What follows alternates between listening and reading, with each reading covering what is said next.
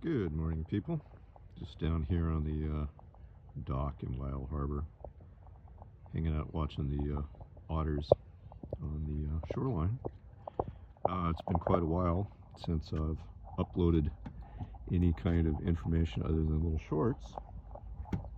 Maybe I have a moment to do a little bit of that. We've been out, uh, cruising here for a couple of weeks, and it's been pretty nice.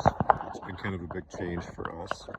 This is a holiday for me. I'm away from work. Adrienne, however, is working full time from the boat now. I've been fortunate enough to be able to move into some mobile employment for her, so that has definitely opened up a lot of possibilities for us. So that's been kind of fun to work through and figure out how we can maintain our connectivity and all the rest of it as we go along and do our business. Anyway, reasonably nice weather. It's fallish and a little cooler. The harbors are pretty quiet now, so we've eaten a lot of seafood and it's been good. Anyway, a couple of days away from the big city certainly starts to clear the mind a little bit. Obviously, there's a lot of things going on in the world.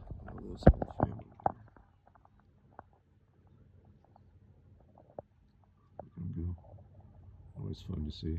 They're such greedy little beggars, man. Always, always, always on the prowl. A lot going on in the world that I think a person can feel apprehensive about. The major issues, whether that's economics or geopolitical or ideological or the rest. I think anyone with anything resembling the remnants of a moral compass has got to be pretty uncomfortable about choices that are being made in the larger cultural sphere anywhere in the world that you live. I think any of us who are gainfully employed must feel, at least to some degree, conflicted about whether or not our obligatory contributions to the various societies or countries or cultures that we live in, our obligatory contributions to that and the support that we're forced to give there are going to ends that are defensible, whether they're just, whether they're even contributing to a future that's going to be survivable for us. I think that can be frightening if we spend any time to think about it. I've spent a lot of time, and it's been a topic that we've had on this channel a lot, the idea of autonomy, agency, even emancipation, freedom, things of that nature. Obviously, I value my freedom in a large way. That's part of the reason I have the lifestyle that I do and that I advocate for it in the manner that I do. It's interesting to me how the idea of freedom has come to evolve over the years. It's an idea that we throw around a great deal, but in a lot of ways it's not often well defined. For me, the definition of freedom has come to mean more than anything the ability to say no. Like, being able to do what you want is not necessarily freedom, because you would choose to do that whether you were compelled to or not, right?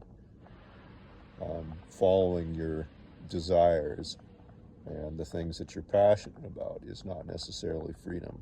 That could be a kind of slavery that you might just happen to enjoy.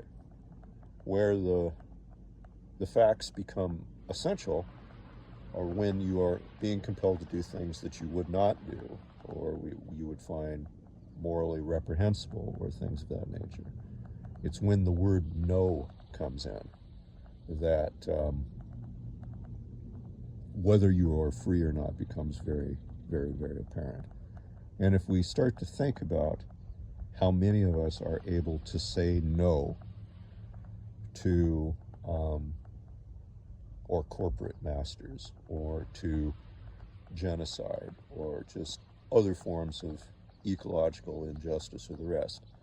When we try to exercise our ability to say no, we can discover quite quickly that we are not very free, most of us. Most of us are not in any way, form, or fashion capable of dispossessing ourselves from the harms that our larger society has chosen to participate in. Right?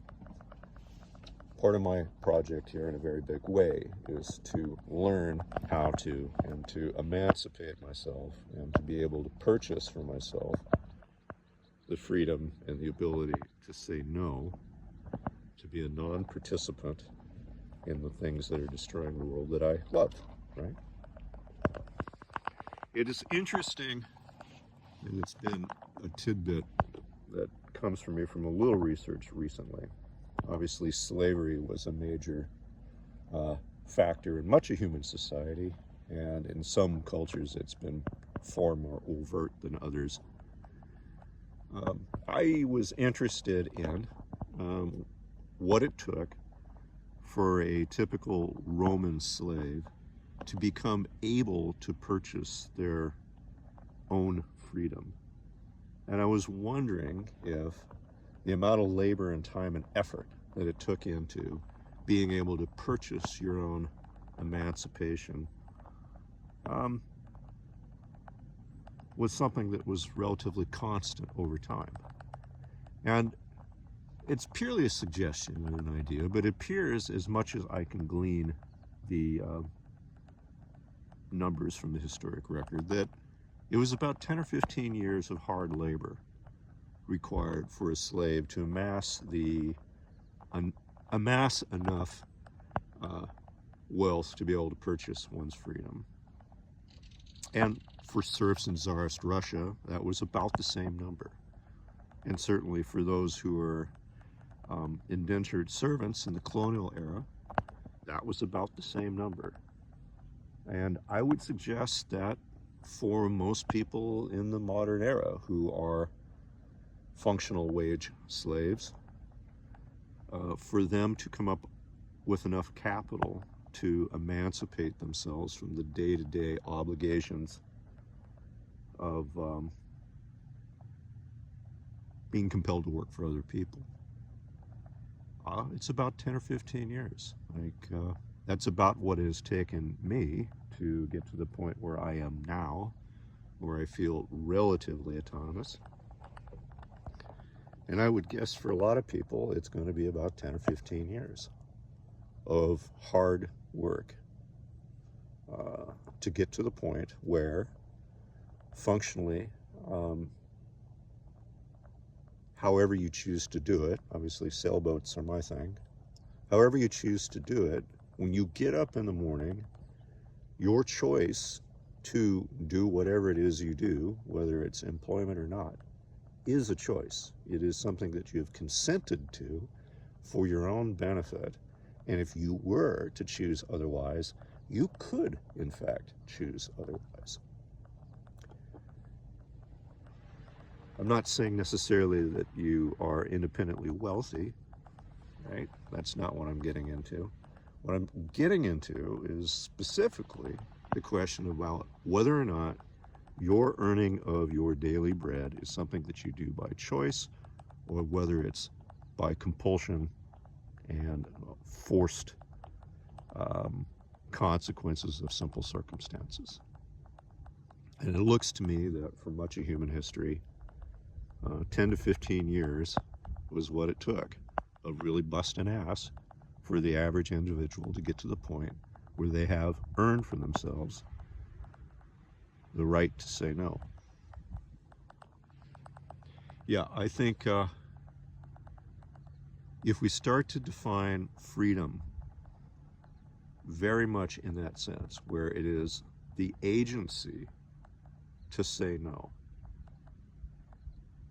I don't pretend for a moment that that necessarily means that act of saying no is without consequence. It may very well be. but at least it's a possibility that exists, that one has the functional ability and agency to be able to dispossess oneself from the choices that are being made by others against your interests. Being able to, in fact, choose to not participate in that which destroys your future, perhaps your children's future, perhaps the future of life. Anyway, that's been on my mind a great deal. Thanks for listening. When I get back, you know, these kinds of exercises give me a lot of time to think about the more important things. Beautiful out here on the water. Have a good day.